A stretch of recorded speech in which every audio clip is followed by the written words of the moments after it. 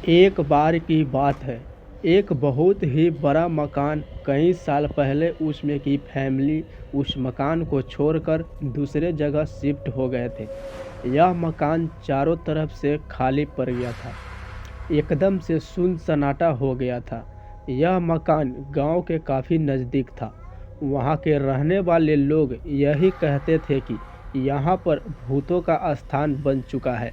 अक्सर कर रातों में उस मकान के रास्ते से गुजरना खतरों का संकेत था। उस रास्ते से कई लोग गुजरे, लेकिन किसी ने भी उसमें घुसने की हिम्मत नहीं की। एक रात वहाँ कुछ अजीब होता है। उस रात चारों तरफ एकदम से सुन सन्नाटा था। अंधेरा इतना था कि कुछ भी दिखाई नहीं दे रहा था, लेकिन एक भयानक ध्वनि सुनाई दे रही थी। वह किसी आदमी के मरते वक्त की ध्वनि जैसी थी।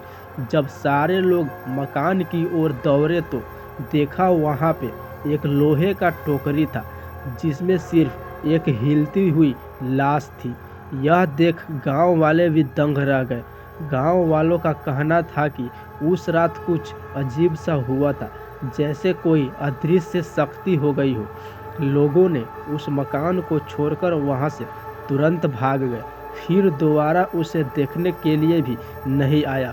वहां रहने वाले लोग भूतिया मकान के नाम से जानने लगे। इस मकान के बारे में सुनकर एक युवक जिसका नाम राहुल था, वह अकेले इस मकान के बारे में सोचना शुरू किया। राहुल उनमें से एक था जो कभी भी डर का सामना नहीं करने वाला था, लेकिन उसका दिल उत्साहित हो गया और वह तय कर लिया कि मैं इस मकान के बारे में जानकर ही रहूँगा। एक रात राहुल मकान के पास पहुंचा। उसी रात की चांदनी में उन्होंने यह महसूस किया कि यहाँ कुछ अजीब है। मकान के दरवाजे तक पहुँचते ही राहुल ने अपना हृदय धड़कने की ध्वनि सुनी, लेकिन वह हिम्मत नहीं हारा और धीरे धीरे आगे की ओर बढ़ता रहा और वह फाइनली मकान के अंदर प्रवेश कर गया। मकान के अंदर वह बड़े और पुराने कमरे के सामने पहुंचा और उसने वहां देखा कि अंधेरा था और कोई भी प्रकाश नहीं था। धीरे धीरे वह अपनी टॉर्च लाइट को जलाया और आगे बढ़ा। राहुल ने वहां पर एक बड़ा और पुराना संगीनी रैंक देखा और वह उस संगीनी रैंक के तरफ धीरे धीरे बढ़ता रहा।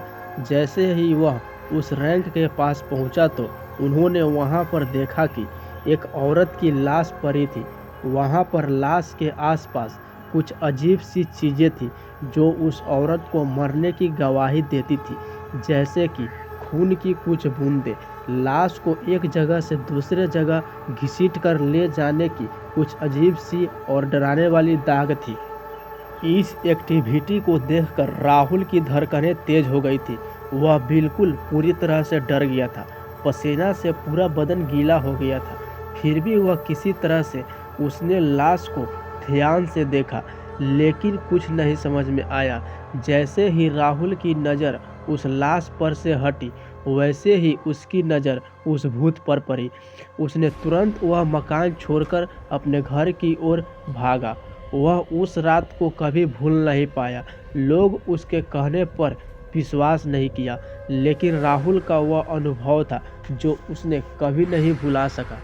वह उस रात को इस अनुभव को सीख गया था कि किसी भी अनजान जगह पर जाने से पहले सतर्क रहना जरूरी है। उसने इसके बाद अब कभी भी उस भूतिया मकान के पास फिर से पाँव नहीं रखा।